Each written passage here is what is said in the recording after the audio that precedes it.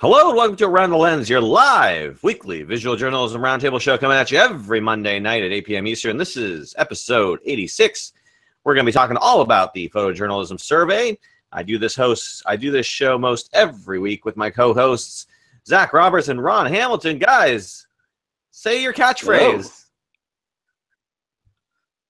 Hello. Hey. No, that's not my catchphrase. What was our catchphrase? I forgot. I use Nikon and my sensor is this big. No, I don't know. Goodness. I have a sensor this big. This big. No, so you got to do the catch thing where it's like, and of course, since nobody's actually, we have more audio listeners, so you won't get the joke, but it's this big. Anyway, Ron, can you hear us? I hear Zach blanked out for a minute there. I heard well, it's just no talking and talking. It's just a trio this week. If you're interested in following us on all the social media spaces, we're at AtL Podcast on Facebook, at Around Lens on Twitter, at Around the Lens on Instagram, although I don't really update that anymore. Yeah, that's the main three social media. You can find us at aroundthelens.com as well. You can throw us some money on Patreon. If you did, you'd be the first person to do that. So that would be an achievement. Anyways, yeah. So no fourth panelist tonight. It's just us three. Going to be talking about a whole bunch of cool, fun topics, but no big deal. We got Ron chilling on the beach, and Zach chilling in his bed.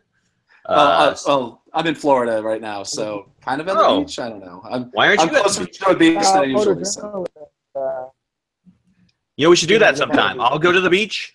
Zach, you go to the beach, and Ron, you go to the beach, and we'll all shoot the show from the beach, different beaches. I'll be. Oh God, I'm trying to think what next Monday I'll be. I could be on the beach on Ontario, but it's not really a nice beach. No. Well, yeah. It's just the idea of the beach. Honestly, the Biloxi beach isn't that great either. Well, it's you can still you still can like set the still can like set the beach on fire, which is always a cool thing. Well, that's how I get my light then. Yeah. Oh man, anything new with you guys? Anything you guys want to talk about? Anything new in your world since the last time we had the show? I'll be let's see, this weekend I'll be photographing basically a Nazi white supremacist versus anti-fascist protest up in Charlottesville, Virginia. So if I'm not on the Monday show, yeah. Okay, all right. The town that Charlottesville does not allow gas masks. So if we get tear gas, it's going to be super fun. Yeah. Okay. Yeah. Ron, anything new with you besides just chilling on the beach in Hawaii? Check out my frequent broadcasts on Philippine television on Net 25, Eagle Broadcasting Corporation. Ooh. We covered the last story I did, I think, was North Korea's threat to the Hawaiian Islands. We've got some other stuff I did recently. I don't know. Take a look. Coming up, more of this. Ron, how often do you come back to the States? You mean the mainland? Because yeah, Hawaii is in the United States, The real United States. The real United States. I haven't been mainland in a long, long time. I got no reason to leave, man. Where do you go on vacation? Philippines. I figure you would go to like Idaho and like go to the biggest ball of twine. My wants to go to Nevada next year. You go to Nevada? I have a convention in the Philippines in October for the TV station, for the foreign correspondent. So I think we're going to go there again. Okay. We'll see. Well, let's get on with the news of the week. First big story coming out of the Army is that they are going to discontinue the use of DJI products. Now, I'd heard about this type of thing. Basically, the reasoning is that DJI sends things like flight records, telemetry, video, and audio recordings to a server located in China, in Hong Kong. 3 servers, actually, US, China, and Hong Kong. So, obviously the concern there is that DJI is using this content for whatever nefarious means, or the government, Chinese government is using it, I should say. And that's why the Army doesn't want any part of it, because, the Army uses, more and more, actually, military installations are, toying with the idea of using drones for any number of utilities, whether that be, surveying, aerial surveying, when you don't have to take a whole helicopter up to shoot something, or perhaps surveying like a bridge, to check out the structural integrity. So, they're becoming obviously easier to attain and more, used in vogue and stuff. But we're seeing obviously the Army saying that they're not going to use these, these drones anymore. Yeah. What do you think of this, Zach? Do you think it's the right move for the Army? I mean, I never knew that it kind of gave out that data, and now that I'm reading more and more about what sort of information that it does kind of send back and forth, and yeah, that is kind of terrifying. That I mean, God only knows what the military has actually been using the drones for, other than just cool shots or whatever. But if it actually has been using the information for any sensitive filming, then yeah, that is bad. I mean, or just in general, tracking information, or if it has data, any sort of pertinent data. I can't imagine that. That's a good thing that we'd want the the Chinese government, or any government other than ours, to actually know. Right. Well, I can tell you. I mean, I can't tell you definitively, but what I can say is these off-the-shelf, commercially available drones, aren't being used to capture like super duper sensitive, high-end, top secret stuff. There's there's too many issues with the transmission method, using unsecured transmission methods that would prevent that sort of use. You find that more, higher end sensitive stuff on the, kind of drones that you can't even buy off the shelf, the uncommercially available stuff that's like 50,000 to up to millions of dollars. So this would be more just, again, making cool shots for videos that people are using for training or for promotional material and stuff like that. Again, I don't, but even still, when you want to protect, all the imagery that is on a base, you got to, take this into account. Yeah. Go ahead. Go ahead. Oh no, I mean, it's just, it's like the general info. I mean, a lot of, as a person who occasionally does FOIA information, or, you see what the government, censors out or blackens,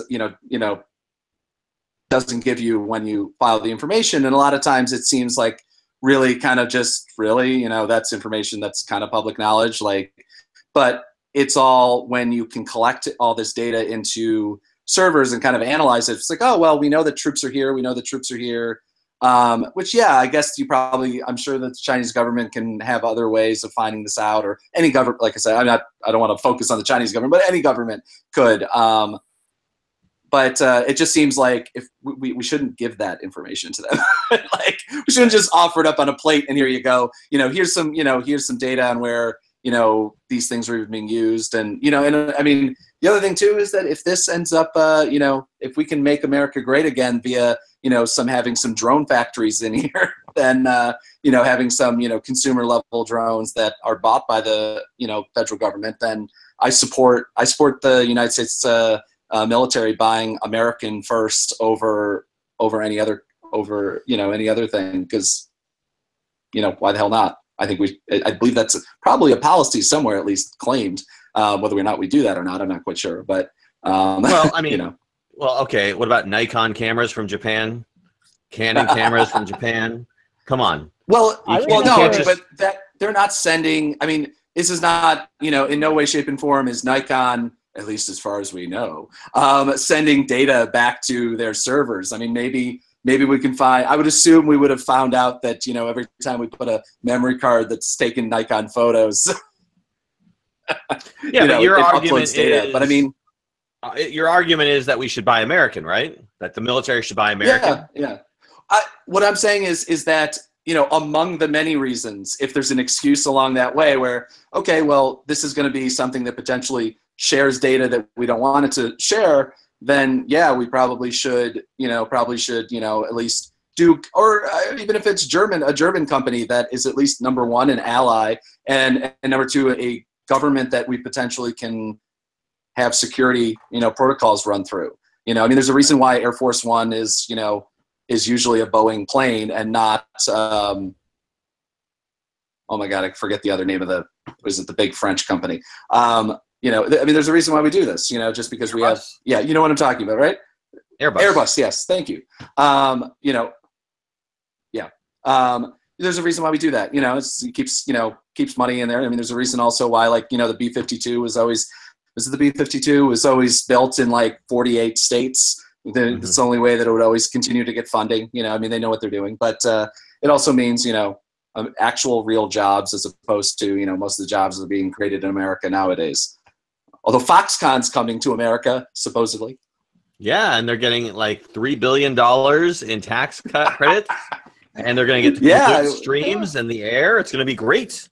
Yeah. But hey, a few people get jobs. 10,000 jobs for a very important congressional district in the next election. That's right. We can't drink the water or breathe the air. At least we'll have jobs. Right? Yep. And I'm sure that Foxconn will pay a living wage because you know how they do that in China. Well, we got to pay minimum wage. True. For now, at least, they have to legally do that. Right. Any thoughts on what do you, Ron? Do you think of the U.S. Army taking this stance on drones from DJI? I remember when the first drones were in use. The beginning of the Second Gulf War, I guess, was when I first saw drones in use heavily. They were sending video unencrypted or weakly encrypted, and that the other side, the insurgents, have easily and see the video. More of the that we're now saying it directly to China rather than having somebody intercepted. I don't think it's a good idea. I'm with Zach. I think we need to find another supplier, if not American, at least somebody who isn't doing that kind of thing. Right. Maybe we'll find a supplier in Hawaii. That's a foreign country, right? We don't have coconuts and pineapples. Yep. There's nothing yet. Yeah, I mean, again, like I said, I'd heard about this back in the day, and the basic response that somebody told me one time when I mentioned this was, well, we're not shooting anything top secret here. We're not shooting anything classified, so it doesn't really matter. But I mean, I think you see more and more these drones used in like deployed locations, and I think that's where you have to be careful and you have to be cautious about how you're using it. And I mean, I don't know. I don't know very many companies besides DJI that do drones. At least is well known. I mean, GoPro. I guess GoPro is an American company that does drones, but everything I hear about their drones is they suck compared to DJI. So, yeah, I don't know. Well, and so I'm sure that a multi-billion-dollar government contract will help them. I mean, but not that. I mean, GoPro like it did with the telecons, right? Exactly. Yeah. Well, the F-35 is working out great too. But can't comment. No comment. Well, it's working out great for Alaska right now. Yes, I know. Yeah. What's going on in Alaska? Oh no! Well, Alaska's getting the F-35. That's basically one of the big bases are going to be there. So it means a whopping 5,000 jobs to the area of Fairbanks. But yeah. Anyway, hey, it's not half the population. It's 35,000, I think. So it actually will mean like really it will be, yeah, but it's, you know, it works out to be, you know, basically what, $1 billion per job or something. I don't know. But the big thing, I mean, I actually wonder that it's because it's not even the fact that whether it's an American company or not, whether the components are actually made in America. Which, you know, I mean, things like this. I mean, this is, you know, we can't have, you know, God forbid, we can't have big government anymore. We're going really off, you know, off topic of photojournalism here, but you know, this is the way we used to. This is the way we used to actually push forward, you know, building things in America. Is whether it be government, military, pushing it, so we might actually start having those jobs. Anyway. Zach, I don't know if it's just me, if everybody else hears this. Am I cutting out? No, you're back. You're back. You were going a little okay. Crazy there with your audio. Anyways, yeah, let's go ahead and move on to our next topic.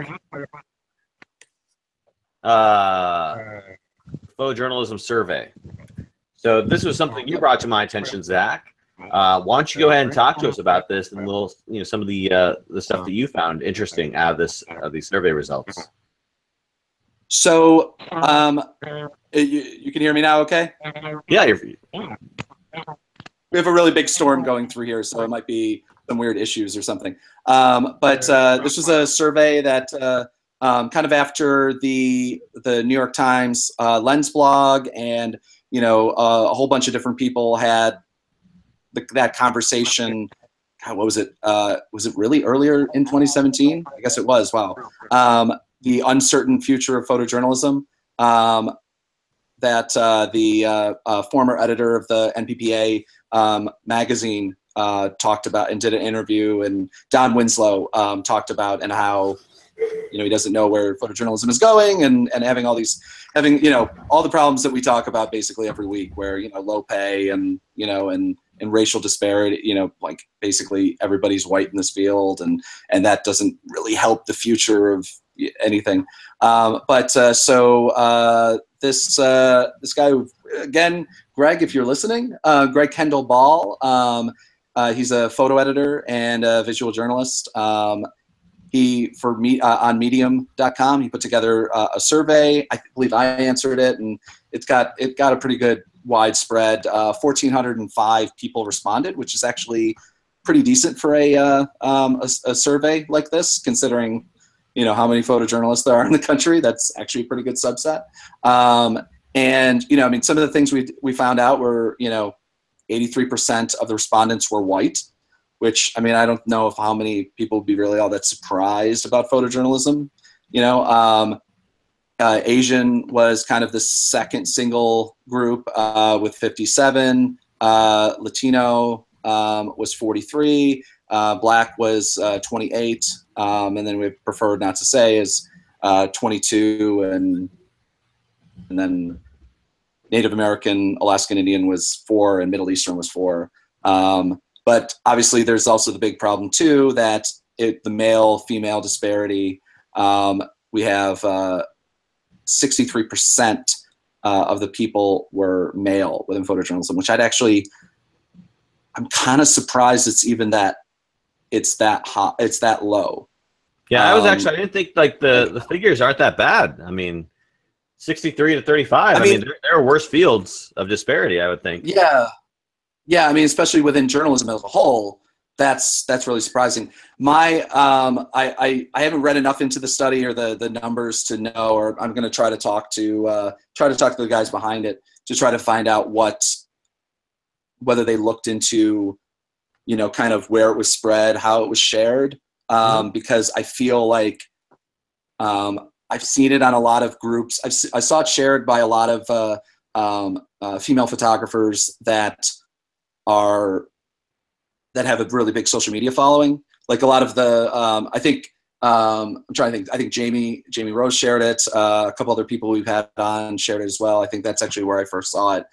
So that might have caused a slight disparity in the real numbers, because it's not like the random phone calls where you have like a political survey or a thing where they really spend the dynamic. It's literally one of those surveys where the people who see it look at it and go into it. You know, though, as we go on with the survey, you know, salary results are also not really surprising. I mean, like kind of depressing, and you know, I mean, 25% of the men, I mean, it's just the way they were breaking up in this one part of it, make less than $30,000 or less a year. 32% of women. 20,000 a year. If you talk about the salary, I'm sorry, the lowest 25% of men. Sorry, I worded that wrong. The lowest 25% of men surveyed make 30% or $30,000 per year or less. 32% of women surveyed find themselves in the same income bracket. So, I mean, that's a, you know, if you expropriate that out, that's a scarily large number of people within our field that are making, what is that, like $8, $9, $10 an hour or $11 an hour? Like, that has, you know, kind of, I mean, in my experience, if you want to get a real job in photojournalism, you have to go to, you know, you have to go to a specific school. It's not just like some low undergrad or whatever. You know, you go to University of Missouri, you go to Newhouse, you go to a couple other places, and you know, most of those schools start at $35,000 a year. So, yeah. You know, like a lot of other specified fields, shocking, you know, the pay isn't necessarily surprising, but, you know, and also for journalism as a whole, this, you know, there's a lot of parallels. 58% of the people who completed the survey, only 58% of the people who completed the survey identified themselves as having a full-time position. Which, you know, I mean, I barely know anybody now that has a full-time job in photojournalism. Almost everybody I know is either part-time or freelance. Even if they're freelance they're working full-time or, you know, 40. I like to know, who are these people making so, over $100,000 a year doing the job? You know, yeah, 6%. I know. How do I get that job? I don't even make that much. I mean, how do you? I don't understand what that job is. I mean, because I mean, I guess my assumption is that those people are people that are probably doing other work. Yeah. And included their survey. Like, you know, I mean, you can be a part-time or you can be a full-time photojournalist and then shoot, you know, 5 or 6 weddings a year, and that's an extra. You know, if you're charging New York City prices. You know, that's $3,000-$4,000 a job, and there you go. That's how you get, you know, that's how you get up there. You know, maybe they're just those YouTube, you know, people that are making extra cash or something. I know. I mean, that would be something to consider, because if it's income derived not from photojournalism, then it shouldn't be considered for a survey about photojournalism. You know, it should be based solely on that. And if that's the case, the only people I could think is like the super duper well knowns, like, you know. Yeah, I know. Really, it's hard to even think about who those people are, because I mean, Joe McNally. Joe McNally is the only person I think could honor that. You know, from but Joe McNally, you know, I don't even know. I mean, Joe McNally to me is in the, not to lower McNally into the field of Steve McCurry, but. You know, he's in that world where I don't think you could consider him his primary job as a photojournalist.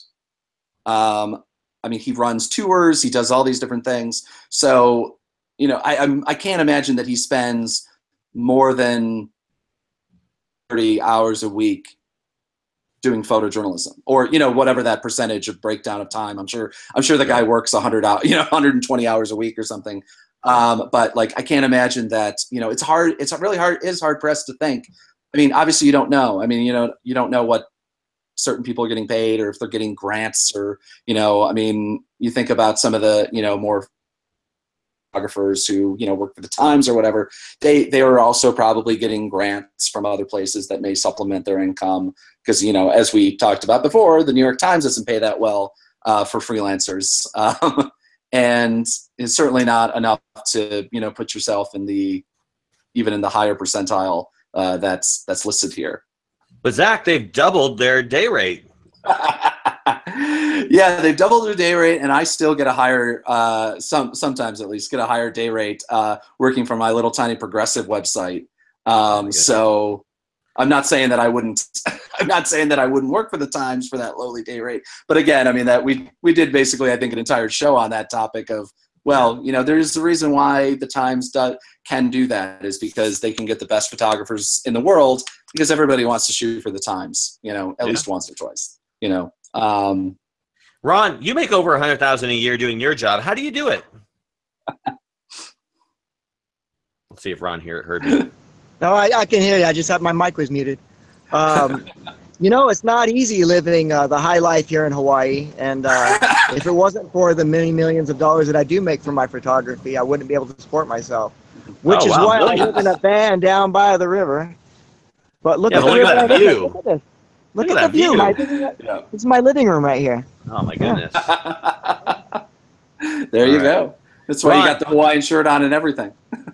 Ron, did you get a chance to check out the survey results? Do you have any thoughts on those? Yeah, I did take a look, and it looks about right, I guess. I don't know. It was a little bit higher than I thought, honestly. I thought, I guess misery loves company, so I was hoping that more people made less. But I see that there are some people who actually make money in this business. I just want to know who they are. I don't know. Know where they live and follow them to their car. Anyways, well, it seems, you know, in terms of employment, it looks like 812, 58% of the folks are full-time employed photojournalists, which I'm actually surprised. I would have thought that number would be like in the 30s or the 20%, just because, you know, you hear about all the downsizing everywhere in this world, in this job. So to have 58% who are, you know, not only full-time, and then 40% who can own a home, that's you know, I mean, some people are making a living doing this, you know, a decent living, right? Yeah. God. Well, good for them. My hat's off. I'm glad they do. Zach, you may someday own a home. Ron, do you own your home? And Ron is muted. Okay, sorry about that. Renting here in Waikiki. Well, no, I own my home. Yes, I drive it around every day. What are you talking about? Do I own my home? I like it. Mobile home. Yeah. Yeah. No, you know, my apartment complex, a unit in my complex costs $400,000 for a 2-bedroom. Yeah. So that was higher than New York City prices. Yeah. Well, maybe I don't know. Depends. Well, Zach, you know, you were mentioning the photojournalists who do things on the side, and there's actually the 40% of the people who were surveyed have an additional source of income. So yeah, if you make $100,000, if you make $90,000 from your additional source of income, which is wedding photography, and $10,000 from your photojournalism income, you're kind of skewing the results a little bit, all right? Yeah, I mean, especially considering I'm trying to remember what the number breakdown was. I mean, it was only I've worked as a photojournalist for the last decade, but I've only in the past, like, probably 5 years, had it where actual photojournalism is the primary source of my income, however low that is. But whether that's good or bad, I'm not quite sure to say, but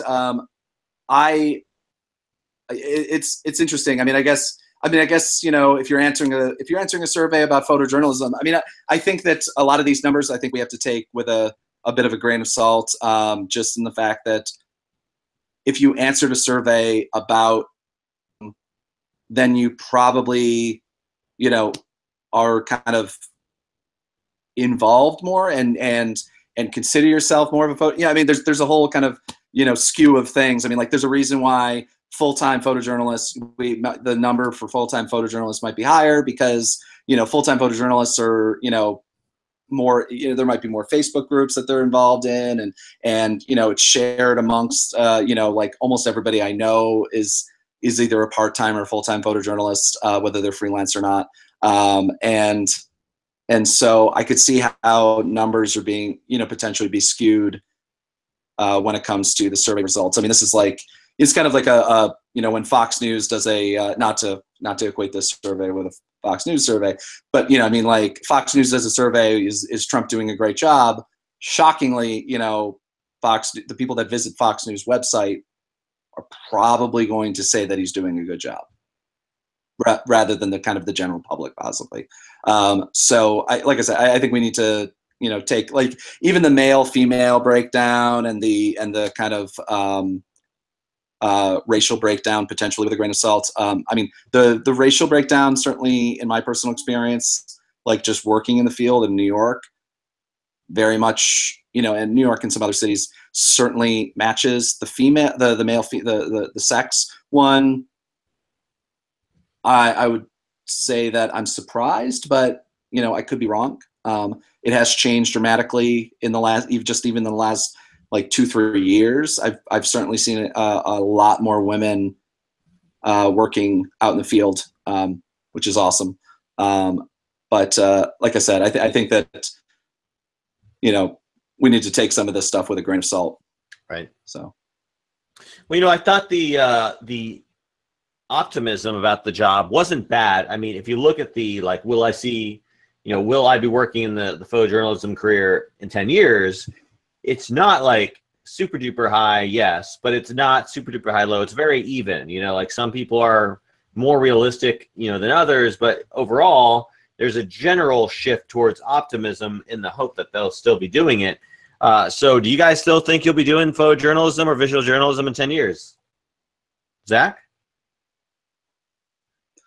I mean, I know I will. I mean, to me, not to go on the kind of cynical rant that I had last time, last episode before the battery ran out, and I dropped off the show kind of eerily. Oh, that's what that was. Okay. I was wondering about that. But no, I just literally finished that rant and then clunked. It's like, Zach just jumped off a bridge. But I mean, I don't know what else I do, and I think that most photojournalists probably would have at least some level of that same view, where it's just like, I don't know.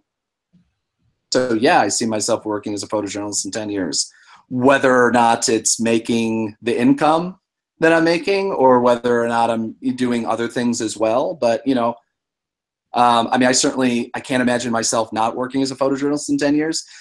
Am I going to be doing a heck of a lot more video editing or a lot more podcasts or a lot more other things? Probably yes, because I don't see photojournalism expanding financially. I see myself doing more work, but I don't necessarily see myself expanding the amount of money percentage, the percentage of income that I make from photojournalism expanding necessarily. But you know, I'm a negative person, so I'm a pessimist in general.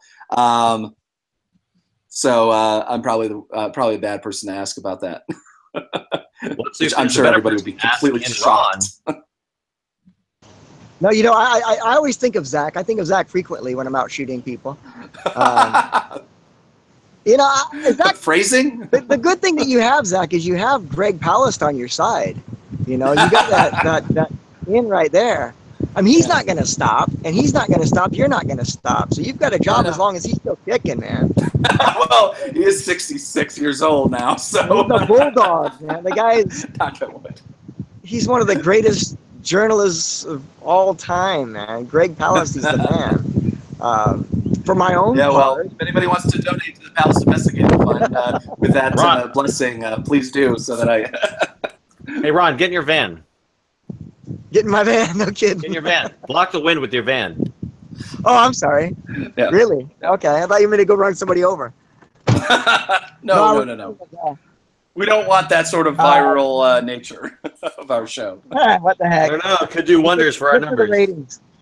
Good, exactly. Good for the numbers. So Greg Palast is Zach's anchor, and my anchor is just my station in the Philippines. As long as there's a TV station that's going to put me on and let me do stuff, I'm going to keep doing stuff. If it's part-time or full-time or what have you. Why would I stop? It's the only thing that I enjoy anymore. That and this podcast. I will continue doing this podcast for 10 years. There you go. That's my promise to you. Maybe. I don't know. I don't know if I'll do this podcast after the end of the year. We'll see. We'll see. All right. Well, you know, well, our good friend over at we should do a call out to our good friend over at Petapixel. Just hit his 200th show.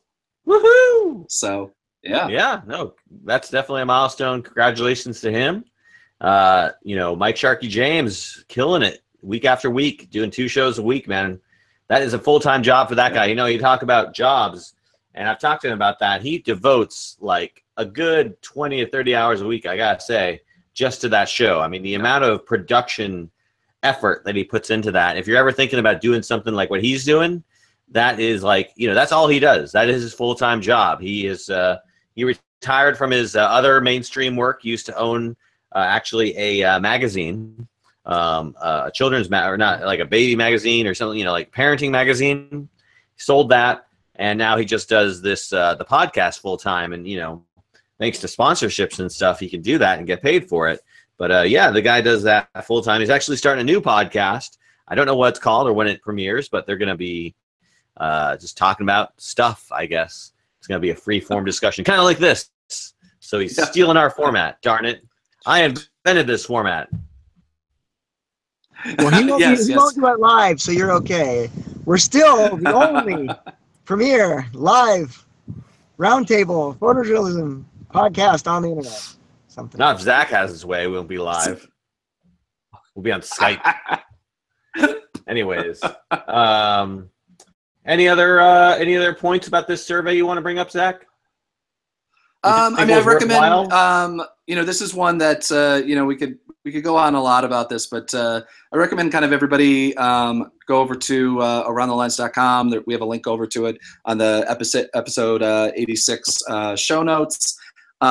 Leave a comment about, you know, what you think about the numbers. I'm curious if any of our listeners or watchers actually answered it, because what I'm really curious about is the kind of where the dynamics of where it was shared and how that kind of I don't want to say skewed, but I can't think of another word right now. Potentially skewed. I don't know the numbers.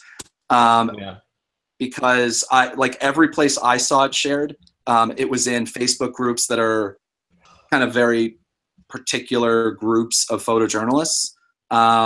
And so I'm kind of curious on whether things like whether it reached out to, you know, whether, you know, did the guy that shoots for some small town newspaper in Montana answer this, you know, like just because the numbers certainly I'm very interested, you know, I mean, like 6%, which, I mean, 6%, only equates to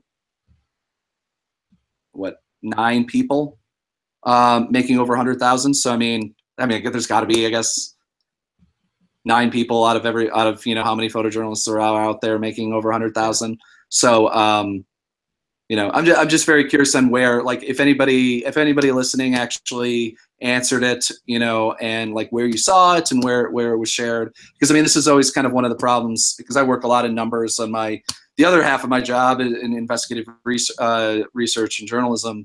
And, you know, when you see numbers, it's really, really important to kind of delve into who answered, whether it be a survey or whether it be, you know, where the numbers came from. Because was it Mark Twain that always, about statistics, was like, there's three kind of lies, damn lies, and statistics. And so I'm always very skeptical of things in general. But it kind of reminds me of Scotland. You know, they have 3 sizes in Scotland: wee, huge, and frickin' huge. That's it. Yeah. You know, I think the survey is interesting. I don't think it does anything for me personally. I mean, seeing these numbers, it's interesting to look at the numbers, but you know, we won't really get a grasp of what these numbers mean until we do years worth of surveys. You know, I want to see this survey done every year for the next 10 years to see if there's trends, see if there's changes, because right now all this really does is confirm a lot of things that, you know, have been known. But I think it's interesting data, but I don't know if it does anything. You know, if I'm a working photojournalist, this data doesn't do anything for me other than say, okay, all right, well, I'm going to go back to, eking out a living and stuff like that. So, I mean, interesting. Yeah, trends are the most important thing that you see out of surveys. I mean, whether it be a political survey, political survey, a standalone. If you just took January or June's presidential survey of some random week on how Hillary Clinton and Donald Trump were doing, that wouldn't tell you anything at all, literally anything. But if you took a survey from that same subset, time and time again, then you might actually be able to infer some sort of information from it. Not that, presidential surveys really worked out so well last year, but, Yeah, I mean, obviously the two main things are race and gender, which are interesting, but I don't think, that off from what we as a, anecdotally would think about our career field. Yeah. But, definitely interesting to see. And like I said, I hope that this is something that they continue to do year after year. And, again, we'll see how the numbers change. Yep. But anyways, moving on, let's get on to our last topic this evening. We're talking about the first 81 megapixel photo by the L16 lens camera. So in case you didn't know anything about this, again, this camera has 16 separate camera modules on its surface. So the device itself almost looks more like a cell phone, if you will. And then the camera modules are like giant versions of like the camera you would see on the back of your cell phone. So think just like instead of one or two camera modules kind of on the phone you have 16 of them. And so when they combine, they can do, again, like an image here represented on the link. If you check it out, that's 81 megapixels of a man holding a machete.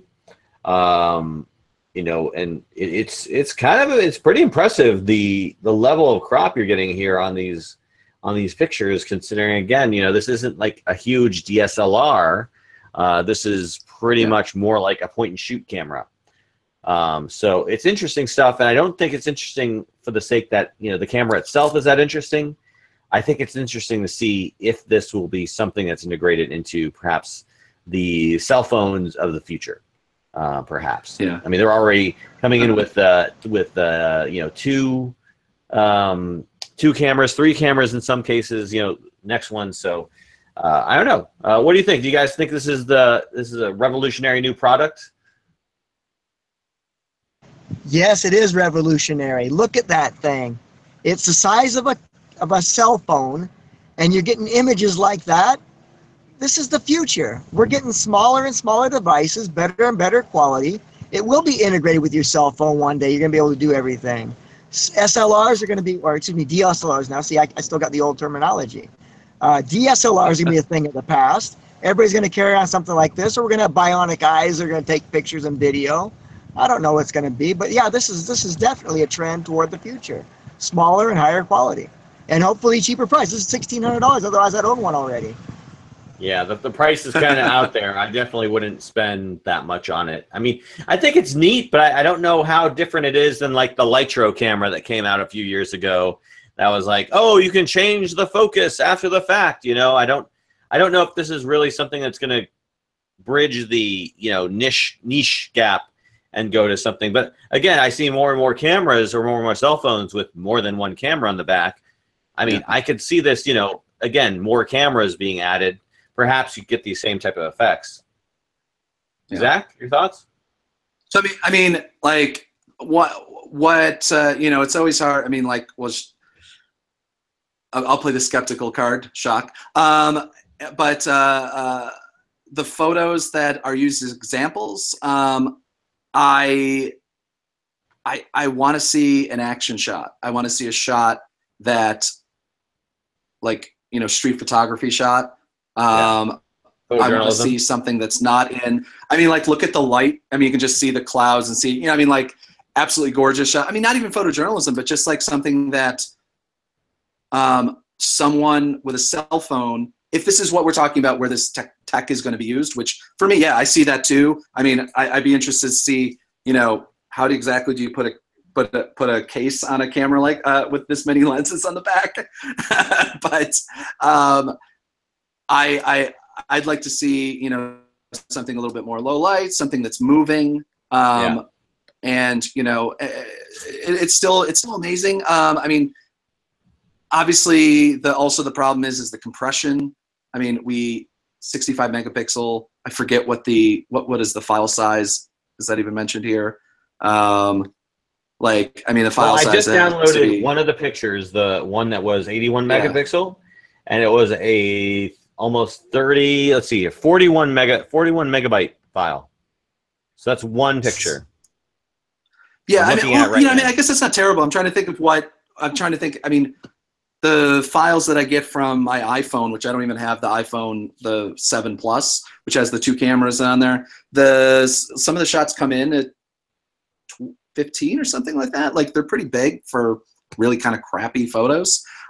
So I guess it's not too bad, especially considering, I mean, almost every phone now, like, again, taking the leap that this is going to move into cell phone tech, which it has. I mean, I can't see if they can get it down to, you know, half these many lenses, you know, then it'd be cool. Or, you know, I mean, the Moto X, which I own very briefly, has an interesting, whether or not it ever is going to expand into anyone else. They have a docking system that attaches to the back of the actual camera or the actual phone. So the phone is as thin as an iPhone is, maybe a little bit thicker, but it has magnets and a connection at the back, so you can latch on a camera with an actual zoom and different things. So I mean, like, there might be an interesting way that this would be part of your phone, you know, But I mean, the big problem I see is that if you're ever going to actually send these photos, then you have a problem of sending a 50 meg file over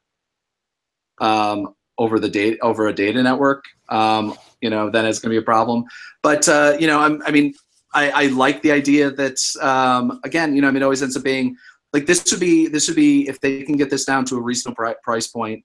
This would be a great camera that if you're going to send, and this, you know, I don't like this idea in general because it, you know, stops actual photojournalists from doing work. But if you're going to send out a reporter with a camera, then something like this where they just don't have to think and it actually genuinely takes a good photo, or that a photo that can be manipulated to some level, like the Litro level things, which I don't think that this really does as much. But I mean, also then, you know, I mean, it also is fascinating that if this can be moved over to video tech as well, then what's going to happen there? So, I mean, with all of these things, you know, I mean, it's like what was it 2 weeks ago? We talked about the Red cell phone, you know, Red camera company putting out their cell phone that's going to be 8K or whatever the heck it is going to be. I'm always happy to see, you know, people pushing boundaries. I mean, obviously it's $1,600. This isn't anything that, or $1,700. This isn't anything that newsrooms are going to pick up, or you know, you're kind of ordinary person who is going to use this. You know, my little sister isn't going to use this for Snapchat. So, you know, in 2-3 years, maybe we'll see this on the back of, you know, a camera, or I'm sorry, a cell phone, which would be awesome. Right. To actually have some, I like tech actually moving. I like the fact that the iPhone 7 Plus has the 2 cameras that actually gives you some depth of field, so you can actually take a decent photo. Because personally, I've never owned a cell phone that I have any interest whatsoever in taking photos with. It's literally a documentation device for me. Like, literally, I was here, click, and that's it. Look at my food. Yeah, exactly. I mean, even my food photos that I take with it, they always look kind of like drab and terrible. And I'm a professional photographer. What's that? Don't eat drab and terrible food. I usually have pretty good food, actually. So really? Yeah. But yeah, no, I mean, I'm, you know, as always, you know, I'm hopeful that the tech will spread and it won't like drift off into nothingness, kind of like Litro did, which I know they're going in a different direction now with video tech. But you know, hopefully the kind of the insanely high price point will change quickly, and maybe it'll be like a mid-level camera that only has, you know, 15 lenses, you know, and you'll get something halfway in between, which would be, you know, decent enough. So yeah, I mean, looking at the tech, you know, they show some pretty neat shots here on the their website, and you know, definitely this tech, it's like the whole camera is full of these lenses, right? So you're not going to stick this into a cell phone unless you have a giant, thick cell phone, perhaps. But I definitely see stuff like this coming in, as cell phones adopt more cameras on the back. That'll be the next thing. It's like now my cell phone has 3 cameras on the back, and now 4 cameras. So that'll be the next thing that just like you have the megapixel race and you have the video 4K race, you're gonna have who can have the most, because they got to figure out something to make you buy another cell phone every 2 years. So, anyways, anything else from you, Ron, about this nifty new camera? Just about what Zach was saying. These things when they show you images, these are images they have carefully culled the best of the best that they ever shot with this thing to show you the samples. So you do have to see that the actual in-use photojournalism, street photography, action, sports, something like that, to see if these things are really worth the effort to buy one, or wait till somebody gets one and try out his or something. Yeah, I'd be happy to give it a shot. I mean, perhaps we can convince this company to use one for review. Yeah. Anyways, I'd love to try it out. I'm always a fan of tech, and I love that when people try new things and experiment. I mean, I would love to have tried the Lytro, but again, I heard it was complete garbage, and I lost interest. I mean, I'd be happy to give this camera a try, but again, it would be a toy for me. It would just be something very expensive toy. Excuse me, I'd use it a couple times, and then it would collect dust on my shelf. So the big thing is, though, that I haven't delved enough into researching this to be able to say, so maybe this information is out there. But if they have, because I mean, throwing cameras, throwing a bunch of camera lenses of different lengths and depths or whatever isn't necessarily a new idea. Obviously, putting it all in one device is a new thing, but it's the algorithm that and the kind of the behind the scenes tech that they must have to be able to, for this little device to process it. Now that's what's going to be, to me, is this something, is it just meant for this camera? Is this something that can then be taken, can Google or whoever else is going to do this? I know Apple will never do it because they don't like moving forward on things. They allow everybody else to do it first and then come out with their thing, and everybody celebrates them like they invented it. But will Android or will Samsung buy this company and get that algorithm and be able to put it into their next phone? Maybe we have a phone or a device that has just literally an array of lenses across the top, and that gives us something in the middle, something that actually gives us a good, a nice photo, as opposed to anything, as opposed to most cell phone photos, which are, at least in my opinion, kind of crap. Will that be the next step? Because I mean, they were joking. I mean, trying to put a case on, because unfortunately, God forbid, they can't make cell phones that aren't, you drop it at 6 inches off the ground onto a carpet and it doesn't shatter. You have to put a case on it. Then I'd like to see, I'm sure that there won't be one that has 16 lenses on the back of it. There'll be one that has 4 or 5 in a row or in a pattern that makes sense. So, yeah. No, I'm excited about this technology. I look forward to seeing how it's implemented in other products. And like I said, I think you're going to see this company or its technology probably implemented into other cell phones and stuff like that. It's neat. It's a neat idea. I think it's neat how they tilt the lens and then have the mirror shoot in it. That way you can make a really long lens without it sticking out the back of your phone or whatever. So yeah, it'll be interesting to see how this develops. But as a product itself, I have no desire to actually pick one up. But anyway, maybe if it's cheaper, I probably like a few $100s, I would give it a shot. But at the price it is at right now, no, sorry, it's not for me. Integrate into my next cell phone, then I might pick it up. Yeah.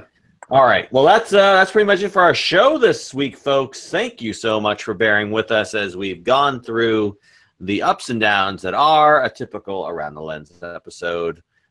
You're the heroes that makes this show possible by listening to it, even though it's always going to have some little technical hiccups. But anyways, we love you so much for paying attention to the show.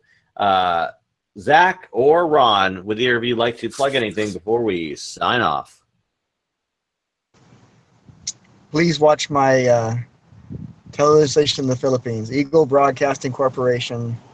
You can Google us and you can see my videos, also on our YouTube channel. Now, Zach, Ron, do you get any does your YouTube? Do you have a YouTube channel for Eagle Broadcasting? Does it get views, and do you get like points for the views, or?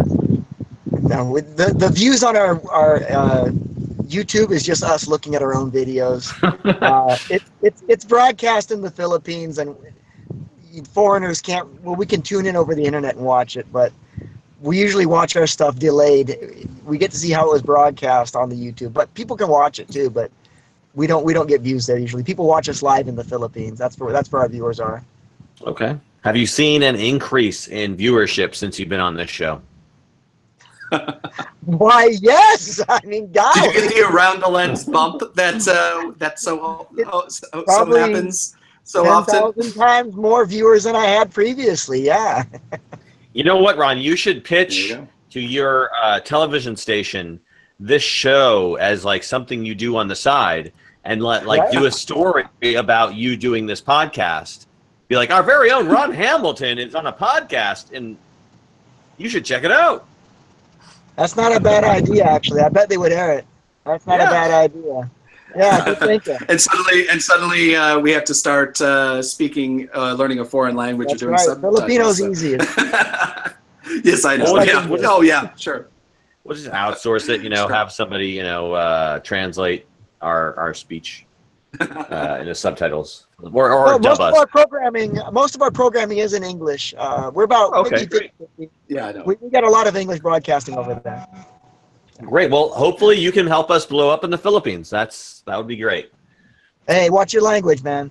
Duterte's the president. He don't like that kind of talk about blowing stuff up in the Philippines. Yeah. I was about to say, I'm like, bad phrasing. Oh my God, this whole episode's nothing but bad phrasing. Anyways, I have been your host, David J. Murphy, for Ron Hamilton and Zach Roberts. This has been Around the Lens, episode 86, and we are out.